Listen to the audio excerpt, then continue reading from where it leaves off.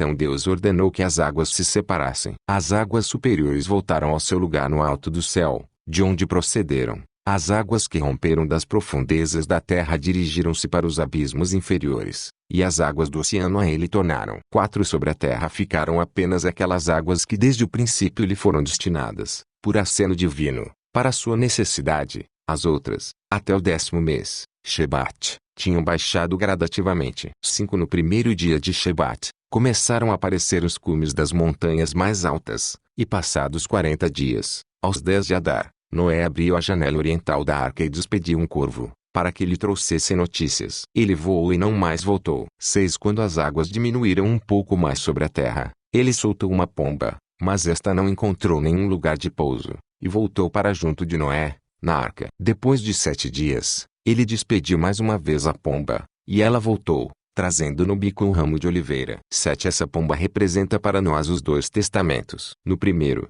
o Espírito que falava pelos profetas, junto àquele povo que provocou a ira de Deus, não encontrou pousada. Mas no segundo, ele baixou tranquilamente sobre os povos, através das águas do batismo. Capítulo 19 Aliança com Noé. No 600º ano de vida de Noé, no primeiro dia de Nisan, haviam secado as águas na superfície de toda a terra. No segundo mês, ou seja em Ijar, no mesmo em que Noé tinha entrado da arca, no 17º dia, num domingo santo, deixaram a arca ele, sua mulher, seus filhos e suas mulheres. 2 Quando deram entrada na arca, entraram separadamente, Noé com os seus filhos, sua mulher com as mulheres dos seus filhos. E os homens não conheceram suas mulheres, até saírem da arca. Naquele mesmo dia abandonaram a arca todos os animais selvagens, os animais domésticos, todos os pássaros e os restantes seres vivos. 3 Depois de haverem descido da arca, Noé começou a cultivar a terra. Construíram também uma cidade e chamaram-na Temanom, por causa das 8 pessoas que saíram da arca. Depois Noé erigiu um altar e ofereceu sobre ele ao Senhor um sacrifício de animal puros e pássaros, e Deus acolheu seu sacrifício. E ele estabeleceu com Noé uma aliança por todos os tempos, e jurou: nunca mais permitirei que aconteça um dilúvio. 4 Da seguinte forma ele estabeleceu aliança com Noé, afastou do arco a flecha da ira, nas nuvens, desprendeu dele a corda da indignação e estendeu-o sobre as nuvens, e nele não mais havia nem flecha nem corda, pois quando antigamente esse arco estava retesado no firmamento contra a geração dos filhos do assassino Caim, estes viram a flecha da ira, assestada a corda da indignação. Capítulo 20 A maldição de Cão. Após o dilúvio, e após terem saído da arca, eles semearam, plantaram uma vinha e espremeram o vinho novo. Aproximou-se então Noé e bebeu dele. Depois que tomou, ficou embriagado. Enquanto dormia, descobriram-se as suas vergonhas. Então o seu filho Cão viu a nudez do pai, não a cobriu, mas riu-se e fez troça. 2 Saiu e foi chamar os seus irmãos, para que eles também rissem do seu pai. Porém, quando Sem e Japete ouviram isso, ficaram muito perturbados, tomaram de um manto e entraram, caminhando de costas, procurando esconder o rosto para não verem a nudez do seu pai. Jogaram o manto sobre ele e o cobriram. 3 Quando Noé acordou do sono do vinho,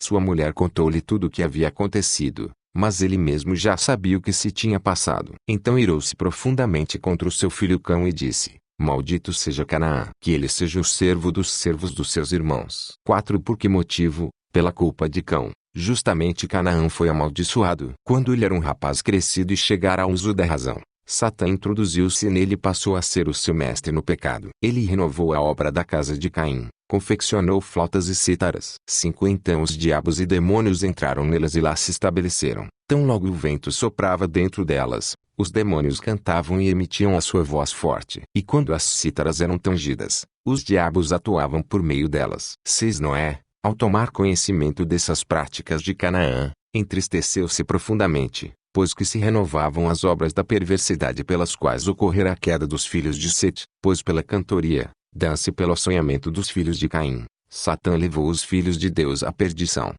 Pela música das flautas avolumaram-se os pecados da geração antiga, a ponto de Deus irar-se e mandar o dilúvio. 7 Agora Canaã, por ter tido o atrevimento de fazer isso, foi amaldiçoado, e a sua descendência passou a ser a serva dos servos. Trata-se dos egípcios, etíopes e mesios. E por ter sido cão atrevido e zombeteiro em relação ao seu pai, foi denominado e conhecido até hoje como impúdico. 8 Noé, porém, por intermédio do sono da sua embriaguez, indica a cruz do Messias, como dele fala o piedoso Davi no Salmo: o Senhor despertou como alguém que dormia, como um homem que lançou pela boca ao seu vinho. 9 Ousam dizer os hereges que Deus foi crucificado. Mas Davi nesse passo chama ao Senhor, como também diz o apóstolo Pedro, Deus constituiu um Senhor e Messias, referindo-se a esse Jesus, que vós crucificastes. Não diz Deus, mas Senhor, com o que está a mencionar a unidade hipostática, que se junta numa única filiação. 10 Mas Noé, ao despertar do seu sono,